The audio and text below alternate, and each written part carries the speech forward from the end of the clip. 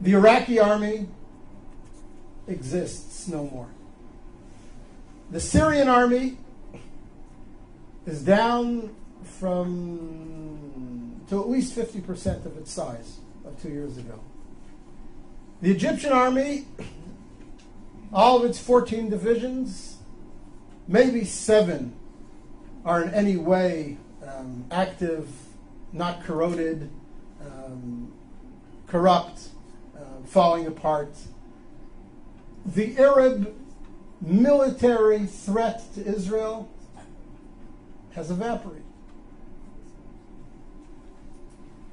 Arab societies, as you all know, from Libya and Tunisia through Egypt to Syria, and it'll yet, unfortunately, come to Jordan, are so convulsed with internal conflict that for the next 2 to 3 to 4 decades, they're going to be racked by such internal tensions and such internal economic disparities and needs that their ability to mount a coordinated offensive against Israel in the conventional military sense is simply gone.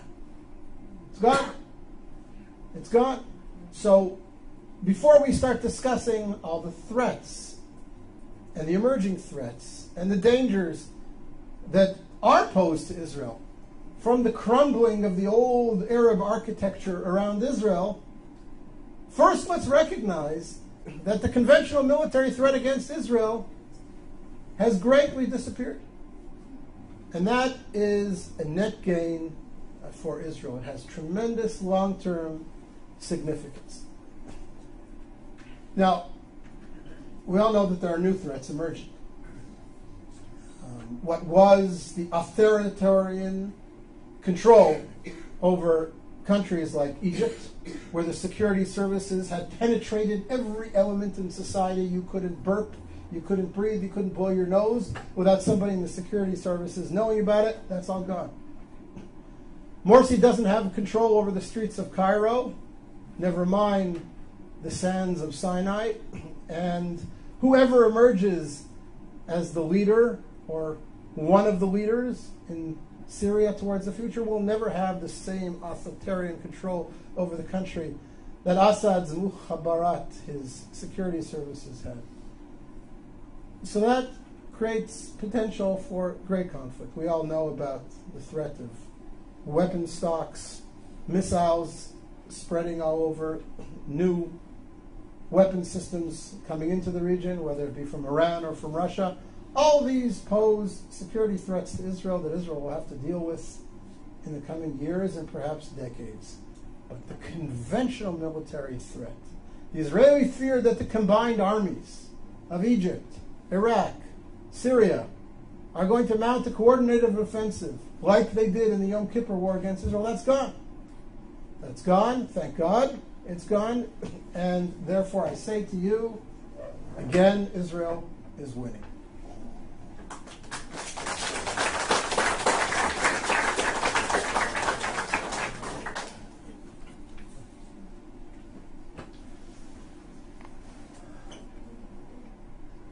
Point number 9, in grand historical terms, of course Israel's winning.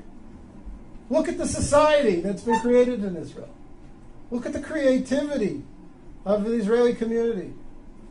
Look at the vibrancy of life in Israel. I look at my kids. I have a son-in-law who's a software engineer in Israeli military intelligence.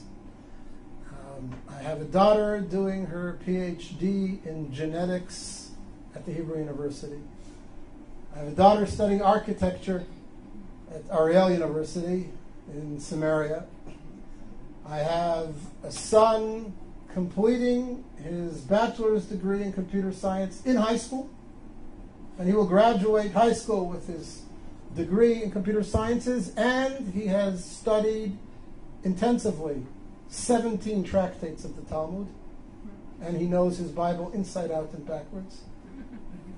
And I have 2 younger kids who are in younger grades, and I look at them and I see their contributions and their future contributions to Israeli society, and I look at their friends who are all doing similar exciting things, And one of my daughters is a little bit of an artist as well. And you look at this and you say, what a wonderful youth we have. What a powerful country we have.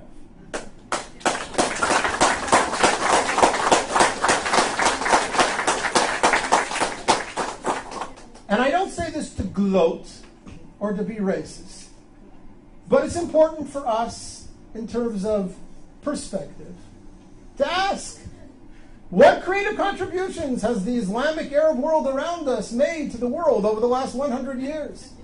What technologies have been bought by Facebook, Yahoo, Microsoft, and Intel from Saudi Arabia? What's the gross national product of all 40 Arab countries around us put together, leaving oil aside?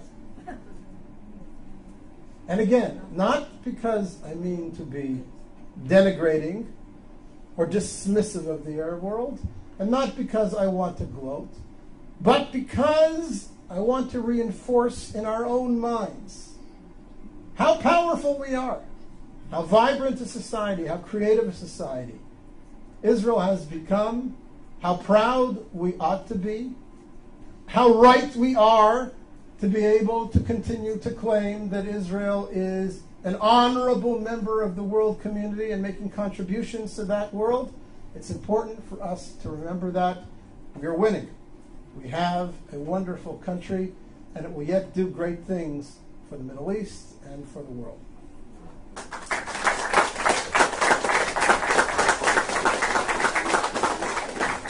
And I forgot, we now have gas.